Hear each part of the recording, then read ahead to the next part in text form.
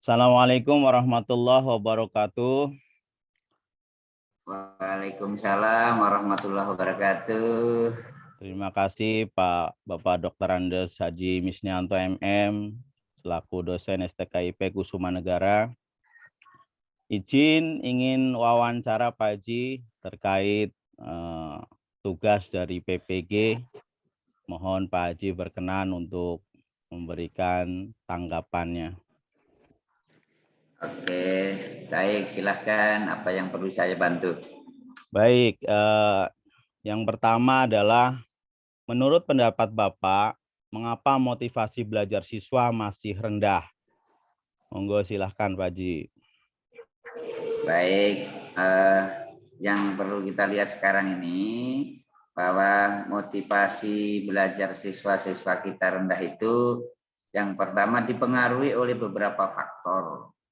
Faktor yang pertama yaitu cita-cita siswa itu atau aspirasi siswa itu sendiri. Kemudian yang kedua, kondisi jasmani rohani siswa. Itu jasmani kesehatan dia, kesiapan untuk belajar, dan rohaninya itu mungkin ada mental kemampuan yang belum dia sadari.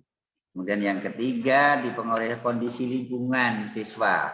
Berada dan rumah, baik di dalam keluarga maupun di lingkungan RT setempat. Itu mempengaruhi tentang motivasi belajar. Kemudian yang keempat, unsur dinamika belajar yang naik turun. Sehingga siswa itu kadang-kadang punya motivasi yang turun disebabkan karena tidak adanya perubahan-perubahan yang monoton di lingkungan itu. Dan yang ketiga, upaya guru membelajarkan siswa di sekolah juga. Inilah 5 faktor yang mempengaruhi motivasi belajar siswa sangat lemah. Saya kira itu. Terima kasih Pak Haji. Yang kedua, terkait mengapa kemampuan literasi siswa juga masih rendah. Monggo silahkan Pak Haji. Ya, siswa kita khususnya dan umumnya orang Indonesia itu literasinya cukup rendah. Karena yang pertama disebabkan oleh keadaan sosial ekonomi keluarga. Sehingga untuk belajar membaca itu dinomorkan sekian puluh. Nah, kedua, komunikasi dan bimbingan terhadap anak usia dini. Sehingga kalau anak itu terbiasa dari kecil dibiasakan untuk mengenal buku, membaca buku, maka nanti akan terbawa menjadi terbiasa. Kemudian yang ketiga, komunikasi dan bimbingan belajar pada siswa, terutama di sekolah. Sehingga dengan demikian karena banyaknya beban belajar, sehingga untuk membaca buku itu cukup sebatas materi itu. Sehingga bimbingan untuk guru untuk mendampingi satu persatu sangat kurang. Dan yang terakhir, fasilitas dan koleksi buku yang ada di rumah. Banyak rumah tangga, keluarga yang tidak punya koleksi buku, hanya isinya hanya buku pelajaran saja. Nah, inilah yang menyebabkan motivasi penyebab literasi siswa itu rendah. Saya kira itu. Terima kasih Pak Haji. Ya, Selanjutnya, sama-sama. apakah yang menyebabkan kurangnya variasi model pembelajaran yang digunakan oleh guru? Silahkan Pak Haji. Untuk guru, mana guru-guru saat ini yaitu untuk menggunakan model pembelajaran di saat mengajar itu kurang, dan kadang-kadang hanya seperti biasa dari hari ke hari itu dulu. Nah, yang pertama, guru itu kurang persiapan, sehingga untuk mengajar hari itu biasanya membuka itu tidak dibuka dari rumah atau sebelumnya. Yang kedua, guru cara melakukan refleksi. Refleksi mengajar hari ini saya bagaimana, khusus pribadi apa berhasil atau tidak, saya mengajar model ini sudah pas atau belum, itu kurang, sebabnya itu. Kemudian yang ketiga, kemampuan guru untuk menguasai model pembelajaran. Sehingga model pembelajaran itu tidak pernah terbesit di dalam guru, di dalam RPP-nya.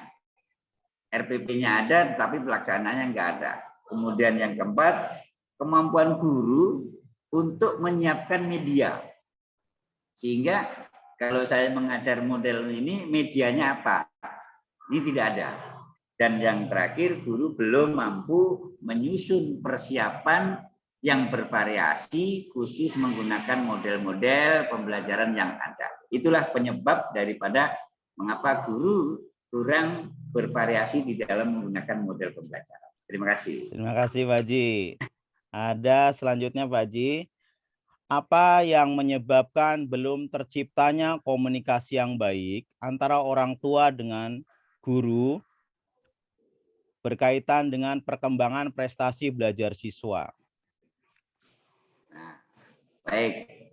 Nah, ini yang menjadi juga kendala, padahal pembelajaran itu tanggung jawab bersama, nah terutama antara guru dan orang tua. Nah, guru dan orang tua atau kurang adanya komunikasi yang baik. Bahkan kadang-kadang satu semester belum tentu satu orang tua murid nemuin gurunya. Atau mungkin bahkan setahun, kecuali ngambil rapot. Yang pertama, kesadaran akan kemajuan pendidikan anak. Nah, sehingga orang tua itu seakan-akan sudah menyerahkan 100% ke guru. Sehingga datang ke sekolah itu nggak penting kalau nggak ada masalah. Itu satu. Yang kedua, keterlibatan akan kemajuan belajar anak di sekolah dan di rumah itu nggak nyambung. Sehingga di sekolah anak kemajuannya diperhatikan, di rumah tidak. Orang tua hanya berpikiran anakku berangkat sekolah sehat, pulang sehat. Sudah selesai. Tetapi kalau berangkat sekolah sehat, pulangnya bonyok, baru. Nah itu menyebabkan kurang adanya mempelajari kemajuan pendidikan, tetapi hanya bersifat fisik. Kemudian keterlibatan dalam menciptakan kondisi belajar. Orang tua tidak pernah menyadari kondisi belajar di rumah itu cocok enggak dengan anaknya. Sehingga enggak pernah berkomunikasi kepada guru, bagaimana sih kondisi belajar yang baik. Itu belum ada. Dan yang terakhir, penyediaan fasilitas. Fasilitas belajar di rumah, apalagi di kota-kota besar, itu yang penting belajar di kamar boleh, belajar di ruang tamu bisa, tidak pernah diberikan fasilitas. Nah, itu tidak disadari oleh orang tua, sehingga bimbingan serta dorongan pun tidak pernah. Hanya memerintah, suruh belajar, suruh belajar. Nah, inilah kesadaran kelima hal ini yang menyebabkan komunikasi antara orang tua dan guru masih terbilang kurang baik. Saya kira itu. Terima kasih Pak Haji. Yang terakhir, mengapa guru belum maksimal menggunakan teknologi dalam pembelajaran? Silahkan Pak Haji. Oke. Di mana di situ guru kurang maksimal di dalam memanfaatkan menggunakan teknologi IT di dalam kegiatan pembelajaran. Yang pertama, ya kurangnya pengetahuan guru itu tentang IT. Satu. Kemudian yang kedua, disebabkan di sekolah juga ada arus WiFi di sekolah kurang normal. Sehingga kalau guru memanfaatkan kadang nyambung, kadang tidak. Sehingga sekolah harus menyiapkan semaksimal. Yang ketiga, tidak ada kewajiban dari pihak sekolah untuk guru menggunakan IT dalam mengajar. Jadi belum ada kewajiban. Tidak diwajibkan yang ngajar pakai itu tidak, sekolah tidak mau tahu, tidak tahu. Sehingga ya guru yang penting berada di zona yang aman. Dan yang terakhir tidak adanya kemauan guru itu. Sehingga walaupun pinter IT, kalau dia nggak mau ya nggak jadi pembelajaran menggunakan IT. Itulah 4 penyebabnya Pak Urip, menurut saya. Terima kasih Pak Haji atas ketersediaannya untuk diwawancarai sebagai tugas saya. Izin nanti saya upload ke YouTube dan linknya akan dikirimkan. Terima kasih Pak Haji. Sama-sama. Semoga bermanfaat dan mohon maaf jika ada kekurangannya. Amin. Terima kasih, Salam Pak dari Haji. STKIP Kusuma Negara, Prodi PGSD Kampus Bintara. Terima kasih. Assalamualaikum warahmatullahi wabarakatuh. Waalaikumsalam.